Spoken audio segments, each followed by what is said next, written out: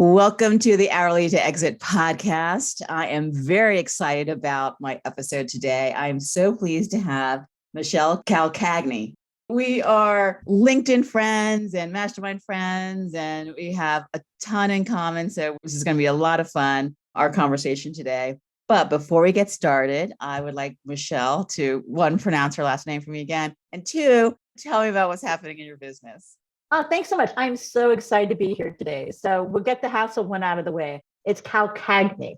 So it's a Southern Italian name and very, very hard to pronounce. So sorry about that. Anyway. It's a challenge for everybody. What I do is about 7 years ago, I left my corporate career behind and I started a company called Phonebox Global. And what we really focus on, we've done a bunch of different things over the 6 years. And I'm excited to talk with you, Erin, about what that means is when you're an entrepreneur, your organization evolves. And so your IP that you've accumulated evolves too. And you may just kind of say, that was the past, this is today's stuff, and forget there's some treasures in there. But I started working with big companies, and then I went to working with entrepreneurs and accelerator programs during COVID because I really wanted to give back, especially to women entrepreneurs. And then as COVID wrapped up, I decided to return to my first love because you know what I love? I love being the phone call that comes in the middle of the night from a global manufacturing company saying, yeah, we've got a big thing. And if we don't do it right, jobs are going to be lost, business opportunities may fail. And you know what? Our business could go just be disappearing if we don't get this thing figured out well. Wow. That's when they call me because I like to dive into the really complex, messy issues that get in the way, like mergers and acquisitions or global expansion or strategic initiative launches. That's my happy place. And so that's what I've been doing. And I'm going to do even more of it going forward now that I'm really honing in on it. I know we always talk about it becoming more local after COVID, but I believe that we have to function as a world. We can't just all of a sudden say, forget it, we're not going to be a global entity anymore. So the more help we can all get when we have to answer hard questions, the better. And that's when I come into the picture. Absolutely. If there's anything that COVID has taught us is that we are one world, and anything that affects anyone, anywhere affects all of us. And whether that's disease or climate change or political unrest, it all affects us. So I love that you are bringing those pieces together. So you mentioned earlier that you work with women, but I'm pretty sure that with your global business, it's broader than that. Do you have a woman focus? We do talk about gendered issues here, or do you kind of have a more generalized niche? That's a hard one. So I did focus predominantly on women entrepreneurs during COVID because I wanted to put my energies, candidly, I'd made a lot of global companies fairly successful. So I thought I'm going to give back for a while, especially during COVID, and focus on women, especially women of color who own businesses. That's not kind of the cool part about having your own business. So as I turn the page, yes, I'm going to be back in that global space, still work with a lot of people of color. My graphic designer is in India, and I do a lot of work in India and all over. But I still am going to continue giving 10% of my resources go to women entrepreneurs, especially women of color. And my volunteer work is going to continue. I have a secret little thing I'm working on in the back of my mind because my dream is to harness everything Phonebox can earn and eventually start a capital investment fund specifically for women entrepreneurs. You got to have some revenue to make that happen. So that's kind of a path. But yeah, that's where I want to end up is with Phonebox Capital that invests in women entrepreneurs because getting cash is impossible. And human beings in general, even well-intentioned ones, figuring out which women entrepreneurs to invest in is really, really hard to do from the outside. So I want to bridge that, but it's going to be more of a 2 or 3 year project. So I'm going to build some revenue, build some resources, and then work with all the brilliant people I know like you and say, okay, I want to go turn this around and give back. How do we do that in a really structured way? Yeah, I love that. And I did not mean to make you feel like you needed to defend the fact that you're working with really big global companies, making them richer, because there's different ways.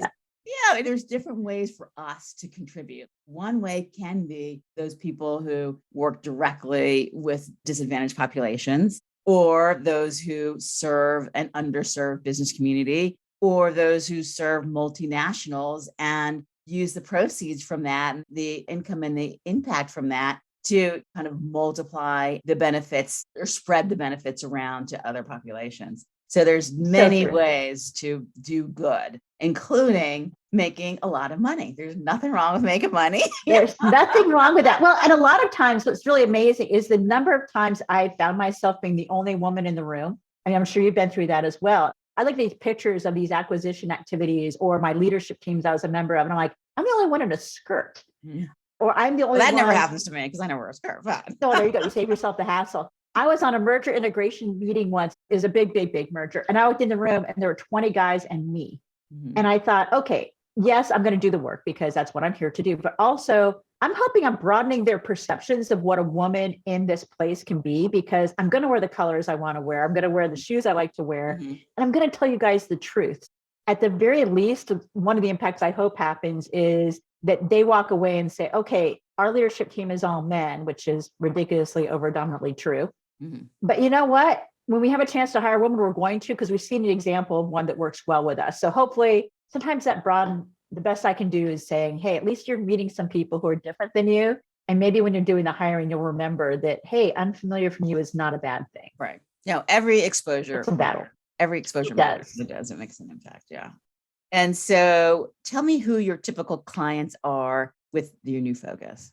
The new focus, it really is on the global manufacturing. I love manufacturing. My family that came over, as we were talking about earlier, like my great grandfather came over from Ireland and he started a business and they're still around. They made Dycone Stamping Company in Columbus, Ohio. Mhm. But I love walking the floor and seeing people make stuff. I'm just that person. So typically my clients are the global manufacturing companies. They're people who have got multiple outposts and they're saying, hey, this isn't working, or we need some global stuff. So one of my favorite projects I did a couple of years ago was working with a global company that was doing a product launch into the automotive space. And I love the automotive space almost as much as aerospace, which is where my heart is. I spent a lot of time in aero. It's addictive. But they asked me to come in because we needed to restructure how they were going to market and get their value proposition ready for this new product that was going to go to market. And they couldn't get there. And a lot of it wasn't because the product wasn't good. It was because they weren't using the right language. They were very techy because it's a very specific chemical thing. But then on top of it, it was the Chinese team disagreed with the German team, disagreed with the American team, disagreed with the British team. And it's a German headquarters. So the biggest value I added was actually getting all these, and yes, it was almost all guys, into rooms and calls and saying, okay, we've got to come to common language. So let's get there. And that's actually one of the things I do best, is trying to say, okay, we've got all these globally dispersed audiences. How are we going to get to a common path that helps the company? Because because I've been an expat a lot and was born outside the US, I don't have a vested interest in a specific nation winning per se. So I can kind of be the chameleon who walks in between the threads and says, okay, I'll joke about going to a pub with the Brits. I'll talk about doing something else with the Americans. But somewhere in there, we're going to find a common language. And that's what helps the business go forward, because intercultural stuff often is what gets in the way. That is so interesting. And it's a great marriage of your life experience, both growing up and what you did professionally, and your passion apparently for cars and planes. I love it. It's the best thing that I've ever gotten. I'm so grateful to my parents for all the opportunities to learn when I was a kid about this stuff. But yeah, and as you said, you got to make your impact where you can. And bringing people together really does help that. And it's funny because you do look back. I know we're going to talk about this, but I look at the legacy of all these projects. You end up with, oh, wait a minute, I did this intercultural training that I forgot about, or I did this workshop that I forgot about. You get a lot of diversity, especially when you get to go of experience, especially when you get to go play across different cultures. And sometimes it's supply chain issues. Sometimes it's just pure marketing communications. So yeah, a lot of different things to do. I'd love to say I'm crazily niche, but I've been happiest not being niched. I think that is absolutely a niche, just because of how specific it is and so few people having your particular combination of experiences. So I think it's awesome. So Michelle is here because she wrote a LinkedIn post about the value of insights that got me super excited and resulted in an immediate invitation to come on to the podcast to talk to you about it. If you've been following me for a while, you know I like to talk about Rembrandts in the attic, and that insights is one of those Rembrandts I like to talk about. So that Rembrandt in your attic, it is a takeoff inspired by the Antiques Roadshow, where you have some vase that's been in the family and you take it and, oh my gosh, it's actually something by Tiffany and it's worth $1 gazillion. We talk about Rembrandts in the attic from a business perspective. It is one of those assets that is either undervalued or unrecognized as being super valuable. And insights tends to be one of those because it's just something that we know and we use it. Obviously, it informs our expertise, but we haven't formalized it in a way that it can be useful or directly monetized. First, I want to ask Michelle, what inspired that post for you? It's an interesting question. I am one of those weird people, I'm a dichotomy. I have this creative side and I have this massive process numbers geeky side. And I think it really came from the fact I was realizing as I thought about the insights is exactly what you said is the truth. I think we forget how much knowledge we've accumulated to be able to connect it, really disparate dots through our career path. And I hadn't really thought about it that way because I always think, well, if I'm a consultant or even if I'm working for a business, my insights then belong to them. But then when you pull back a little bit, you kind of say, well, no, wait a minute. They may own the report. They may own the technical plan or whatever they pay you for. But the fact that you've got that knowledge, I think you hit it on the head. I think we forget what we know, especially experienced women. I am 53. I have no qualms about that. And I look and go, one of the big differentiators I have in the world is that there are just certain things you have to learn by being in the room. You've got to learn it by going through the hard way. And part of that is insights. You can theoretically spout what you think should happen, but being in the room or going through it, that stuff is irreplaceable. So that's what got me thinking was, wow, I just assume everybody knows this. Doesn't everybody know what it's like to do a huge merger? Doesn't everybody know what it's like to have to trademark something, which is not my area, that's yours. But yeah, that's really what motivated it was, oh my gosh, the real differentiator, especially for women who have experience. We may think that we're on the verge of kind of being pushed out by the fact that we may not be the trendiest in social media land or whatever, but there's this core wealth in the experiences and the brains that we have. And so that's just getting me really passionate thinking about that idea of not just how do we monetize it, but how do we hand it down? Because I'm not going to work forever. And someday I'd like to think that somebody is going to take all the hassle and pain I went through to learn some of this stuff and leverage it, because that's the value. So yeah, that's kind of what got me going, was the idea of, oh, right, my experience was novel and unique, and that led to insights that were novel and unique. And hey, by the way, now that I've worked with different clients and done different work, now I can see even more dots connecting. So I can look more broadly even now. And ooh, wow, then the power and the value and the impact goes even farther. So that's what drove that post, and continues to really think about is, how are we capturing our stories? How's our knowledge being captured or passed down? I want to back up and talk about a couple of definitions between three terms: experience, data, and insights. And I think of them as being on a continuum of less differentiated. By that, I mean our experience, because a lot of people who've been lawyers forever, versus data, which is kind of that raw information, the numbers, whatever, versus the insights, which is how we extrapolate, we combine our experience with the data to create something that, to me, the most differentiating asset is that those insights where we combine the two into something that's useful and forward looking. So that's the way I kind of see experience to data insights. I love that, because you're right. Data in and of itself, you can buy data, you can access data, but interpreting it, yeah, that's a place where the experience really does help, because you can see contextually what the big things are, the little things are, where the storyline is that you share with your stakeholders, as opposed to what is just, so what kind of information and data, which exists. That's a great way of looking at it, Erin. I love that. And so when you think of insights, when you talk to your clients about it, when you think about it in your business, how do you think about insights? Well, I'd love to say that I had it as well articulated as you just did, but I probably don't. But I think it is very much what you said. It's that piece. For example, I just worked with a client on a survey about mom entrepreneurs, and it's really fun. I love what we did. Results aren't out yet, so I can't talk too much about that. But there were a lot of times that the experience was the critical piece, even in developing the survey and the data gathering, right? Because they wanted to ask a lot of questions that were kind of, so what? Let's get this kind of information. That's nice for you to know, but that's kind of a curiosity thing, not an applicability thing.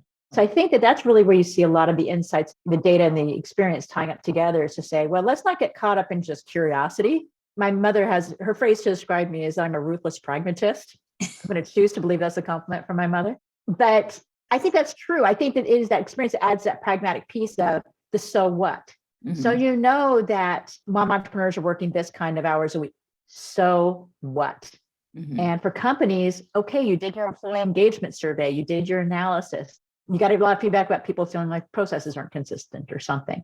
Right. I think the experience is what lets you go to the leadership team and say, here's the so what this means to you, and here's how you translate that into action.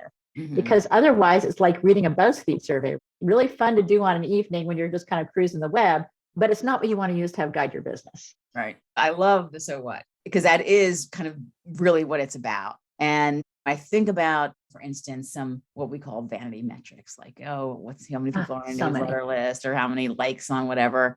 That's data, right? But where's the value in it? Is there a so what that's attached to that? Is it something that we can use to make decisions for the benefit of our business or for the benefit of our clients' businesses? That is the magic of insights. Is it answering the so what? I like that a lot. And so it's kind of like a translation. If you think Yeah. about it, you're almost translating the data into something that is manageable. It's something that you can't understand in of itself, but you're giving it form that then becomes a story which people can internalize and act upon. Yeah, it sounds like you do some market research. Or do you help your clients with market research? I do actually. And it's Okay. really fun because I have to confess, my favorite kind of market research is the kind that tells somebody not to go somewhere. So a company I worked with, amazing company, woman owned. She does cosmetics for women who are over 55, which is wonderful, based outside the US, wanted to come into the US market. Maybe to focus groups, we do all kinds of stuff, which is just fun. You're just learning stuff. But again, you got 2 hours with this group of women who are going to give you whatever's in their brain. You can't ask them everything in their lives. You just don't have the time. You got to centralize it into data you can use to make a decision.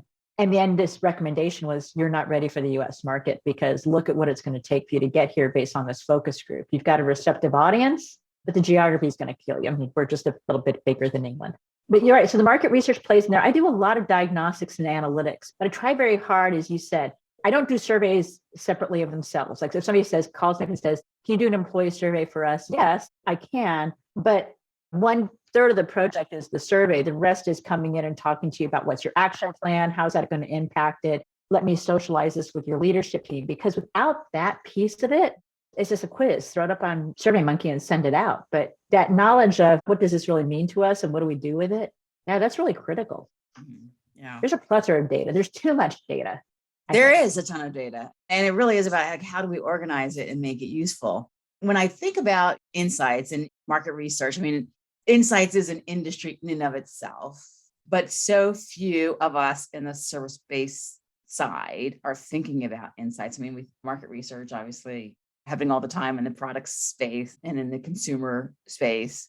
But when I think about my business and I think about insights, and I'm one of those people who is guilty of not turning my experience into insights. And so now it's going to be something that I'm going to do now, but I haven't yet. When I think about, exactly, but I've been practicing law for 30 years and I've negotiated thousands of IP-based agreements, whether it's licensing or distribution or assignments, quit claims, you have it, film, data, publishing. And so I've got my experience, my 30 years. I don't really have the data organized, but I know in my head somewhere it's all up there. You got it someplace in there.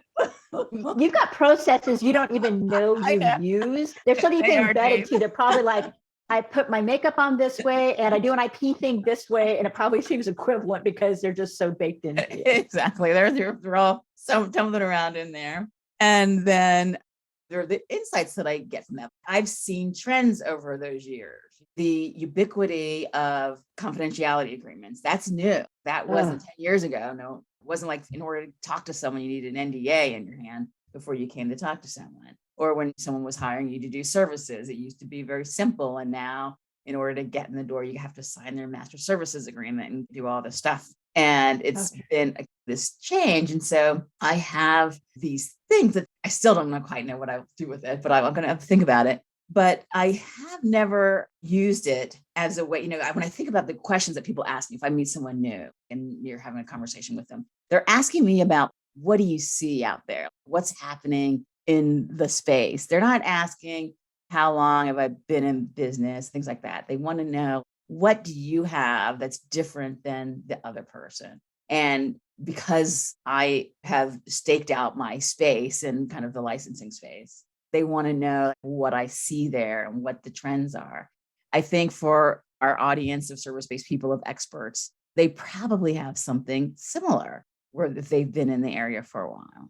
You really forget about it, don't you? One of the things that really helped me was during COVID, the YWCA of Metropolitan Chicago asked me to come teach some intro marketing classes, your basic stuff. What is a target audience? What is a value prop? What is messaging? That kind of thing. Just having to do that deck Oh my gosh, it should have taken me 10 minutes. It took me like way longer than I'm going to confess to on a public forum, but it took me a while longer than 10 minutes. But it was so refreshing to sit there and go through that process and go, wait a minute, I actually do have a process I follow. I do have, and in the long run, it actually became a framework that I started using with when I was working with women entrepreneurs. I started using it as a structured framework. I couldn't have seen that for the life of me at the beginning. It was after the training when I sent it to a very smart friend who wrote back and she said, oh, you've got a framework now. And I was like, oh, I do. Isn't that nice? It was kind of like serendipity. I have a framework. But you're right. Sometimes it's that piece of putting it down on paper and saying, how would I talk somebody else through this? And then you realize, I've talked a lot of people through this and the same ways over and over. And I think you're right about the insights and the trending. That's another thing I think is really critical, is that piece of, where are those trends going? How have you seen them? How have you responded? How has your framework changed? Or will it protect somebody from it? Those are huge things. But again, we're so busy just doing our businesses, we forget that that is actually core value in and of itself. Yeah. We've got the brain and the experience and connect those dots. That's not something somebody can just pick up in a book. That's not something you can Google. There's no LinkedIn training that will just say, here's how to connect a dot in this context. Right. Exactly. And so, yeah, you're right. Capturing that's a demon. That's a challenge. Yeah, it is. And as we think about, like, let's say I do one-on-one services. And as I think about, is there some other revenue stream I will add to my business that is maybe not one-on-one anymore? Where do I kind of capture experience, data, insights in order to create a framework or some other product or service? When we start thinking about diversifying our revenue streams, that's definitely someplace I would like for all of us to consider those experiences and insights. Well, you're so right. I've worked with a lot of coaches to help them get their businesses up and running. And yeah, that's one of the first conversations I have is at some point in time, you physically run out of one-on-one coaching hours. And also, by the way, you may not be able to reach everybody you want to reach because people have financial constraints or time restraints or whatever, the obstacles. So yeah, make it that you can do one-on-one, and that's wonderful. But as I always tell people that I said, the best thing you can do from a marketing perspective is have a VW option, an Audi option, and a Porsche option. There's probably an American version that I don't know. I'm not a car person, as you can tell. But if everything you're doing is the Porsche, that's great, but there's finite resources, right? You only have so much everything. Could you do a moderated cohort, which is a little bit more than just an online class? So you're getting some direct engagement, but it's not 24/7 one-on-one. It's Q&As online with 6 people. And then you kind of streamline down. So yeah, I think there's a lot there. And I know this is going to sound a little bit less businessy, so I apologize. I think there's an emotional reward that comes with it too. The reality is that for most women who have been in business a really long time, there were eras in our career where we weren't listened to, where we had to fight to be having our voice heard. Isn't it glorious to have the opportunity to say, wow, not only do I have this insight and this expertise and I can share it. So for you, all these amazing IP knowledge you have, but isn't there also the emotional reward of saying, oh, when I put it out there, my voice is being heard and I'm now the expert. So it's almost like a karmic redress of all those times that we had to sit there and just acquire all this knowledge. Now we get to be the ones sharing it. Yeah, no, I love that. And obviously this audience is mostly women, and definitely the emotional side of business is a very important one for us to talk about. Huge. And making sure our voices are heard. So absolutely. So speaking of trends, well, first, in your post, you talked about a number of tips in order to capture insights, and that were very, very helpful. So are there a couple of them that you'd like to talk about? I actually don't have it right in front of me, I freely admit. So do you have a couple that you like to go, I wonder about that? I happen to have them here. So well, thank goodness. This is why you're the host and I'm not. And by the way, your post was about how, like, you're talking to clients and helping your clients understand their insights. But this also applies to our fellow experts for them to be thinking about the insights that they can be in their business as well. One, my very favorite one, maybe the first one, was to update your NDAs and contracts. So you make sure that you are protecting your unique information and your confidential information. Oh, absolutely. So I had this amazing boss one time, and I asked him when I was leaving the company, I said, what would be your feedback for me as an employee? You've led me, you've been my mentor, you've been everything to me in a lot of ways. And he said, I learned early with you, Michelle, that I just need to give you boundaries, because once you get in the range, you're fine. And if I try to micromanage you, you're probably going to kill me or self-destruct or something bad was going to happen. but you needed boundaries because you're going to go right up to them. But that's what makes you a good leader, is because you actually can go up to them. And one of the things I got out of that was, and I've worked a lot of PR. So I've been in a lot of rooms with executives and the press, having to kind of give them the winks and the nudges saying, please don't say that. And I think you're right. The great thing about legal stuff, yeah, it can seem like a hassle. And I get that, right? That's something that I'm sure you've heard more than anybody is, oh, this is such paperwork. Why? But if you don't know where the boundary line is, you might self-censor and pull yourself off a lot earlier in the curve. You may choose not to push to that boundary. I went to the cliffs of Moher in Ireland a few years ago with my mother, and it was foggy. So we couldn't see where the cliff was, literally. That's we have scary. no idea. Yeah. So we didn't get out of the car. We stayed on the road in the car because I was like, Mom, if we don't know where the cliff is, we could theoretically just go cruising right off it. That would be bad. And so I think a lot of this IP stuff and the NDAs and stuff, you need to have those boundaries defined and know where those cliff edges are. Because if you don't, you are going to stay in the car way behind on the road and not go up to that edge and explore. And sometimes the really cool stuff is at the edge. And you need to have that freedom and flexibility. So I recognize that NDAs can be ridiculous and they get a little bit overdone. But I definitely see those as getting those things in place. All of a sudden, your conversations just change. I've worked with this copywriter who I adore in the UK for years. And he and I have had an NDA since I think day 2 of me starting my business. And he's known me for years. He was never going to do anything. There's a huge trust. But what I love is that now I can also assure my clients that that trust is there. So now when I bring him in on projects, I can just be full on, as they say in the corporate world, open kimono. I can say, this is everything, because I have no issues with you knowing where the boundaries are. You're not guessing. The boundary is you can't take any of this stuff outside of this conversation. And I know it, you know it. So let's really fill it with robust conversation and dialogue. I think that's a really firm foundation. Once you get that out of the way, you don't have to worry about it again. That is cool. I've never heard that framing of NDAs. I really like that, of just accelerating kind of the relationship by adding that trust element. Yeah. You really are kind of aiding and abetting in a positive legal context. I'm working with somebody on some potential training, some partnership. I love that we signed the NDA and all of a sudden it's like, oh, I can tell you this random story from this client. I can tell you this. Mm-hmm. But a lot of my experience is big public companies. So those are not things I can discuss publicly. So the NDA, beyond the fact that I feel free to say it, it's also I can access insights and experience in that conversation that I couldn't have otherwise, because people have stock prices and I know very well where the line is on what you can say and what you can't on trading and whatnot. So it sounds really strange, but it's kind of like that armor that lets you go into battle feeling comfortable. You're protected. So now you can focus on other stuff. Because who wants to worry all the time about saying something out of context and seeing it in the press? You don't know. Just get that off the table and not even have to worry about that. Then we can be free with each other. That is awesome. Now, there is another one here. Look at all your tools. You might be surprised at the volume of information held in your SAP order tracking, other systems. That is where our information is. I mean, almost all of us use some sort of productivity tools, CRMs, dashboards, whatever, third-party software of some sort, and we probably have information everywhere. And so, yeah, how do you corral all that? And then how do you prioritize it? And it has a flip side, right? Because think about it, even if you're working with a company and you're getting employee salary data, well, that's a dangerous beast. So I do a lot of work with employee engagement. We're going to do this big activity. We need to know where people are. Well, I know to find out where people are located geographically, I'm going to have to get employee data. That gets pretty sensitive when you start getting into pay and reporting levels, and God only knows what else is in some systems. But you have to be able to have those conversations, dive in and see what you already have, and then also give people permission to say it's okay to sanitize the less relevant data. So one of my clients, I needed to have body counts about where their people were and their geographic dispersion across their region. Great.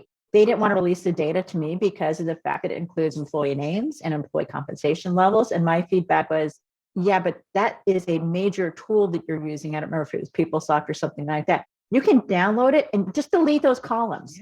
Because I think everybody's in that mindset of, I have to give everybody all the information I can and let them weed through it. Sure, there's context for that. But they needed me to do my job. I needed to be able to help them make decisions.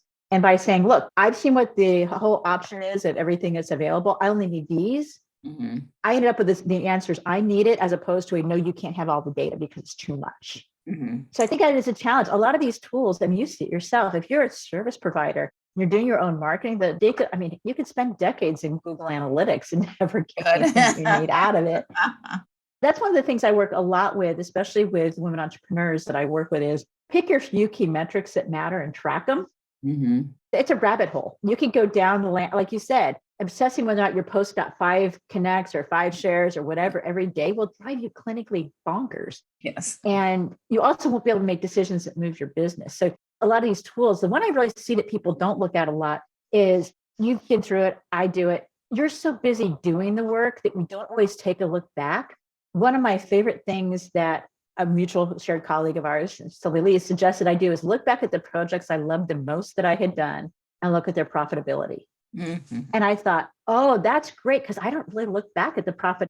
I look back at one or the other, right? Oh, I love that project. I hope they come back. Or I say, wow, that was really profitable. But to put those two pieces together, that was something I did. And I think for a lot of us, I don't know about you, I run P&Ls, I run income statements out of my accounting system. Mm-hmm. Do I go back in there to do an analysis of who paid on time or to see what the profitability margins were? No. Right. Should I? Yeah, that's probably some pretty powerful data that I could access. So I think we all have that, but sometimes you do need, it's like going into a dark room, you just need a flashlight, because if you put on a strobe light, you're going to see everything. And you just need a flashlight to like, oh no, I just need to look at that corner today. Mm-hmm. And that's going to give me something I can act upon.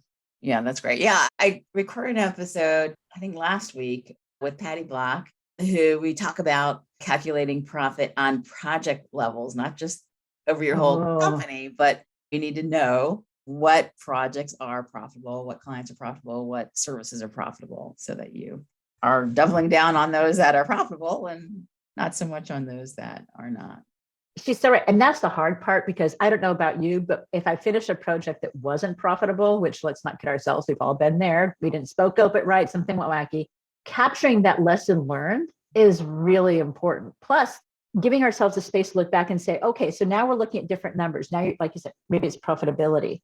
Maybe that's where you also look and say, okay, but I'm seeing a trend and the profitability of this is not here. Could I convert this into an online class, which would be a lot more profitable for me? Is my one-on-one, will this help me redifferentiate who my clients really should be, because some of them aren't really ready for me? Is there something I can give to the people who aren't ready for one-on-one so that I can keep them in the environment and help them learn and grow? But I can't give the stuff away for no profitability either. Right. Yeah. There's so much data out there. I mean, that's the thing. It's so much data. But yeah, I do think there's a lot, like you said, my point that I made there. Go figure out where it is and how to access it, and then use it, and then go away. Like I said, don't get lost in Google Analytics for 17 hours. That is probably not constructive. Hire an expert if you need that. I know people do love it though. They do. And it makes you feel like you're doing something when you look at the numbers. Oh yeah, I do it too. I mean, the number of times I've looked at my LinkedIn upticks and all that. It's easy to sit there and do that. And I think the other thing too is challenging is, and this is a big part of insights as well, as you know, is getting out of the habit of measuring action versus outcome. Mm-hmm. And I think that Google Analytics and the stats on LinkedIn and all that can get you really caught up at this post did this. Mm-hmm. But maybe the metric really should be is how many people contacted you about working with you. And you can get very distracted very quickly. I mean, then what you do is you say, okay, of those people, how many did it spike with something related to my post? But yeah, it's always helpful when you're looking for insights to say, what are the 2 or 3 questions I want to ask? Not what data is here. Let me pull something out of it. It's kind of like a magician and a rabbit in a hat.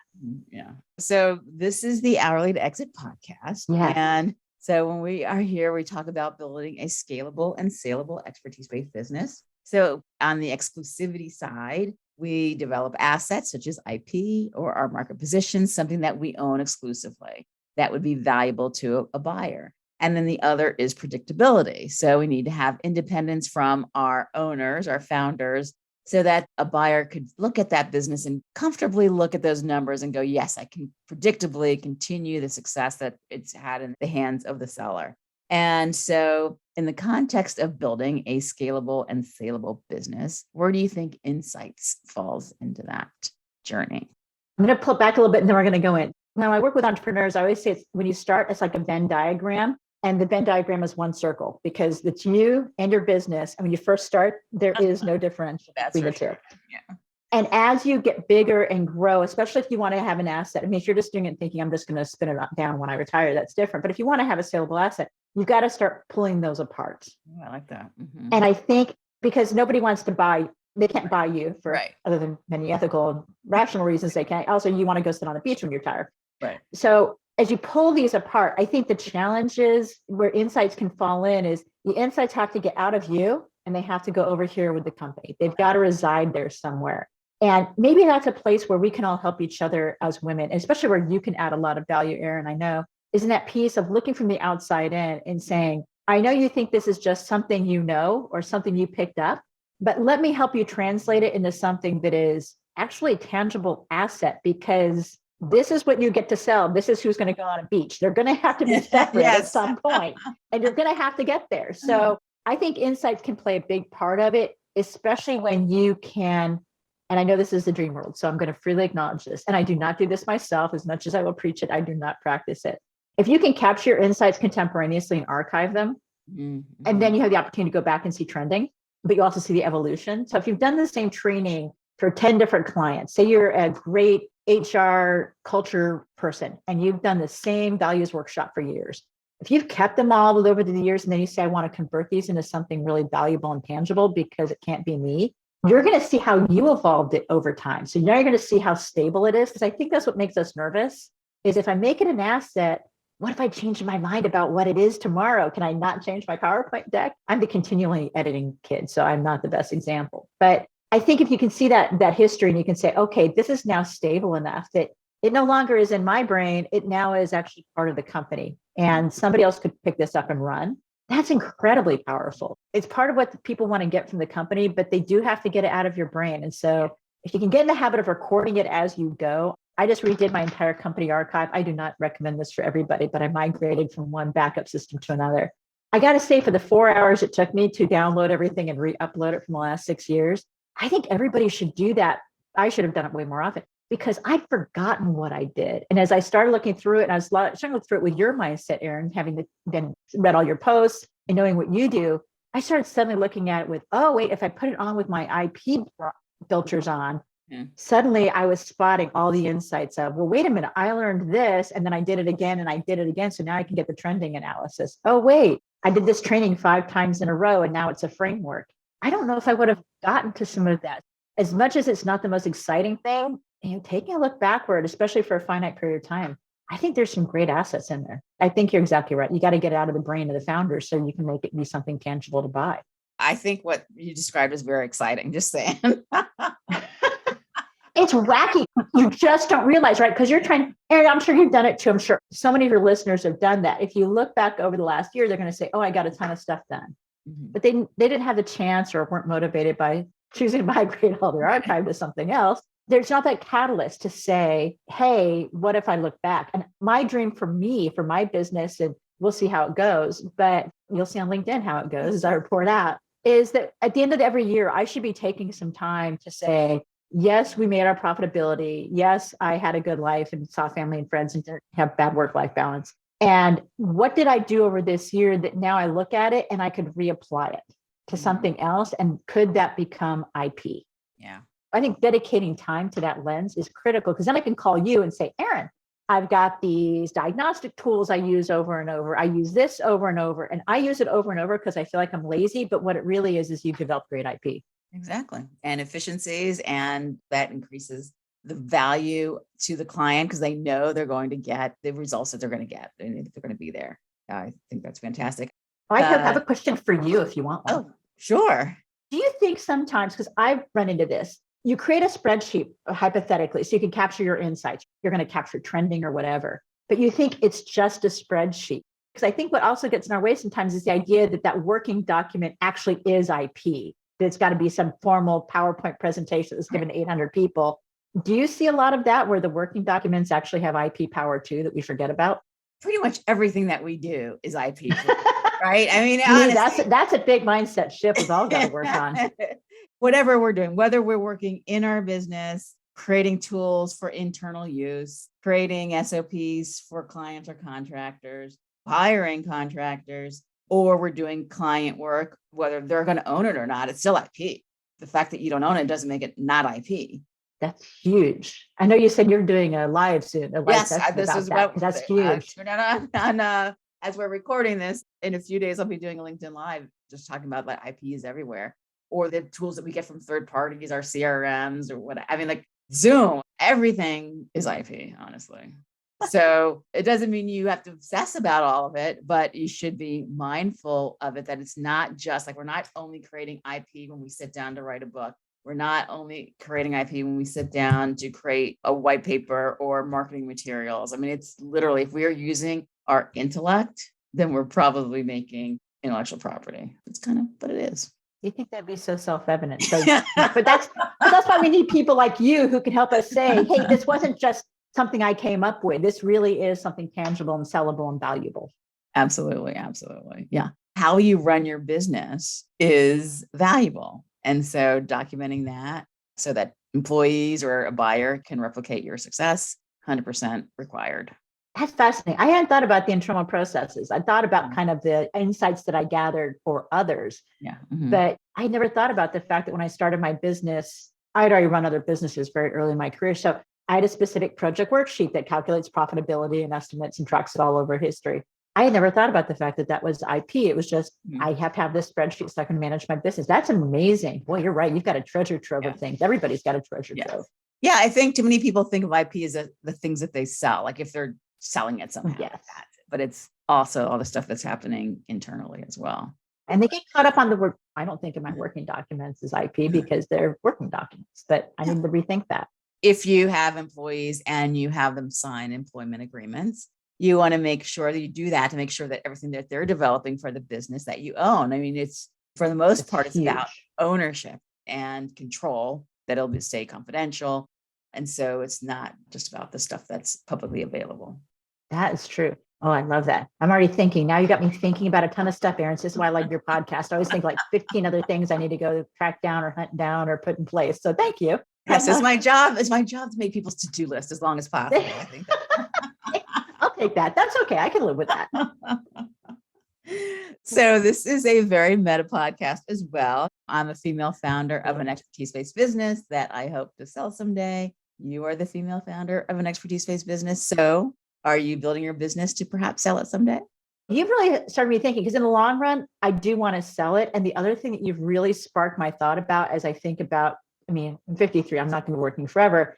I'm starting to think a lot more about where can I partner with people? Because I think one of the things that's really hard for me as a woman entrepreneur is I think I've got to do all this myself. So, I want this to be IP. So therefore, I'm going to create a training module. So therefore, now I've got to go do the training module.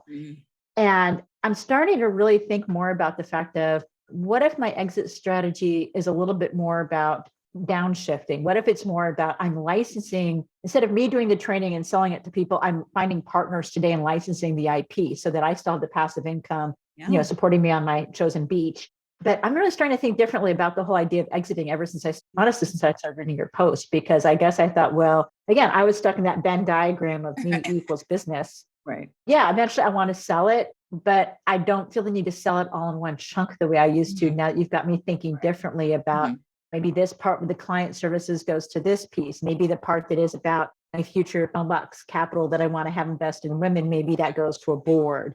And maybe I've partnered off on a lot of the IP related to training and knowledge, and somebody else just uses that as the engine to keep going.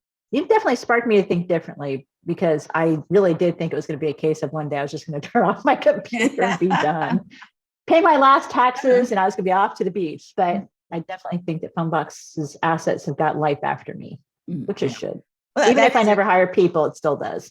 Yeah, but that's a great way to think about it as an engine, like even through licensing or through partnerships and decreasing the intensity of your involvement in the day-to-day, it still provides that revenue stream to finance other things that you may want to pursue. So there is the chunk of change from sale, but also that downshifting. I really like that as a way of getting more time. I love downshift.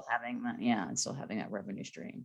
What people at universities do, right? My mom's a retired university professor, and she taught until she was 72, 70 something. And the reason she could is because she downshifted. She said, look, I'm not going to teach as many classes, but I'll teach a couple that I know really well, so I don't have to be recreating the wheel. And I'm going to do whatever else she was doing on the side. But yeah, I think we all think about how do I hand over my workload as it sits today? So maybe, I don't know, I kind of like the idea of all of us women. This is my theory. We'll see if it plays out. See what you think. I kind of think we all need to think of ourselves as mini conglomerates. And so you can break off a piece and get rid of it. You can break off a piece and license it. You can break off a piece and make it employee owned. I think even if you're a small entrepreneur, we need to think of ourselves as mini conglomerates to find those pieces of value we can get rid of. You certainly helped shape my thinking about that. Awesome. I like that. I'm going to borrow that because I like the idea of yeah, having those multiple kind of offerings and being able to do different things with each of them because they all need different support, different amounts of your time and attention. Some are more easily sold or licensed or turned into a different type of product than others. And so I like that. I'm borrowing that one. If you think about it, so the big companies get to do that. They say, okay, we're going to shut down our leasing service, but we're going to keep your GE, we're going to keep our stoves and our refrigerator business. Well, great. There's no reason we can't do that. We need to steal a little bit from these bigger businesses and think of ourselves as company first, not person first. Oh, absolutely. Well, that is essential for sure. Unless, and if you want to continue to think of yourself, I love your imagery. Looks better in print, but yeah. Yeah. So there's nothing wrong with that. But in the event you want to have other things you might want to pursue or that you want to just have a different lifestyle, I mean, that's why we set these things up. As we wrap up, I have a couple of final questions for you. First, is there something that you're promoting or an offer you'd like to share with the audience?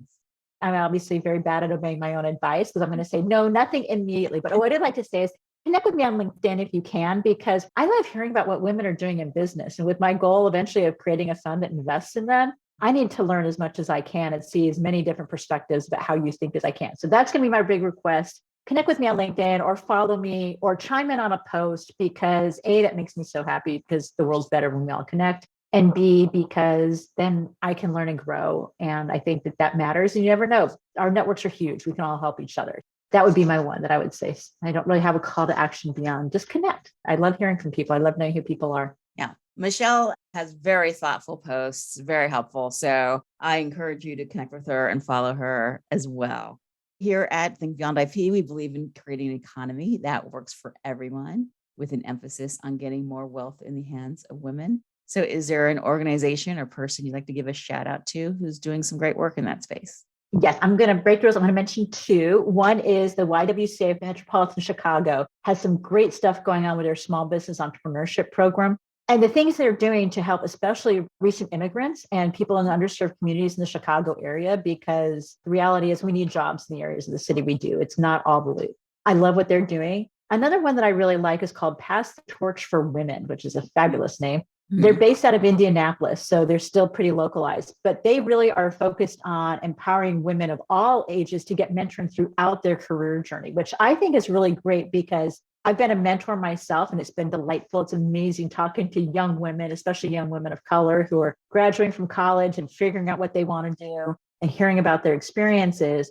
I love the idea that the mentoring goes on throughout because I think that is one thing that's really hard. It's very easy to read a book like Lean and go, find a mentor. But I love the idea that find a mentor wherever you are in your journey because there's going to be somebody to help you. So I think they are on the cusp of doing some really remarkable things as they just recently got some new leadership. I love that. Well, these will, of course, be in the show notes for everyone to check out.